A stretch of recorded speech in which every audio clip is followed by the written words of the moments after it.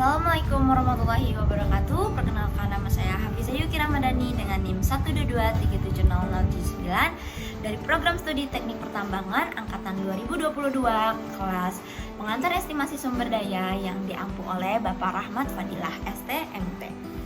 Pada kesempatan kali ini saya akan menjelaskan materi tentang pengantar estimasi sumber daya pada minggu kedua yang telah disampaikan oleh Bapak Rahmat Fadilah. Jadi estimasi merupakan proses perkiraan atau menebak suatu nilai, jumlah atau kuantitas yang akurasinya dapat diukur dengan angka. Tujuan dari estimasi yaitu representatif dari jumlah keseluruhan. Pertimbangan perencanaan penambangan berdasarkan estimasi biji terdapat 4 kategori. Yang pertama, kedalaman dan karakteristik OB, penyebaran yang termasuk ketebalan, kemenerusan, dan kedalaman dari mineral. Yang ketiga, batas persebaran baik struktur maupun topografi. Yang keempat, kontinuitas biji. Hubungan hasil eksplorasi dari sumber daya mineral dan cadangan mineral dapat dipertimbangkan oleh faktor penambangan, faktor pengolahan atau pemurnian, faktor ekonomi, faktor pemasaran, faktor hukum, faktor lingkungan, faktor sosial, dan faktor pemerintah, di mana sumber daya merupakan keterdapatan mineral di alam dan cadangan merupakan potensi banyaknya mineral yang dapat ditambang. Kepmen ESDM nomor 1806 K/30/MEM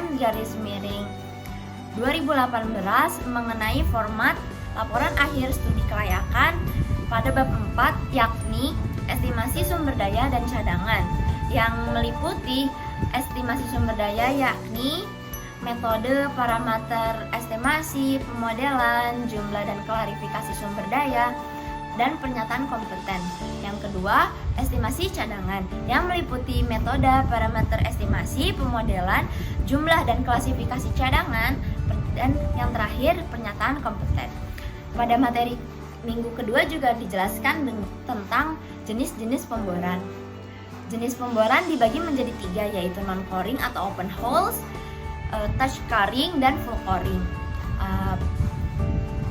Pada pemboran non-coring, deskripsi dan sampling terdapat pada cuttings, yakni ketika kita mengebor tembok, hasilnya akan berupa serpihan yang merupakan pertama tuh lapisan dari cat, kedua semen, yang ketiga batu batanya.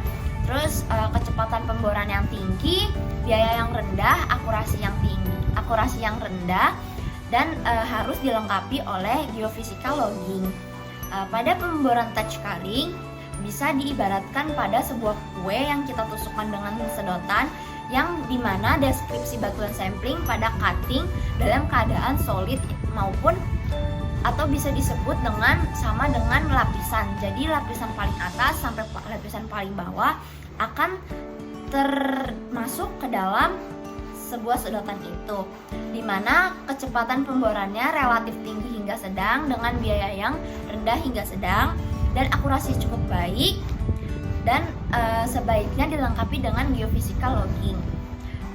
Yang terakhir yaitu pemboran full coring, dimana deskripsi dan sampling langsung pada core. Kecepatan pemboran rendah dengan biaya yang tinggi dan akurasi yang tinggi, dan akan lebih baik jika dilengkapi dengan geophysical logging. Apa sih geophysical logging? Geophysical logging merupakan pengukuran variasi kedalaman sifat fisik batuan dengan menggunakan alat pengukuran geofisika pada lubang bor. Sekian yang dapat saya sampaikan, kurang lebihnya saya mohon ampun.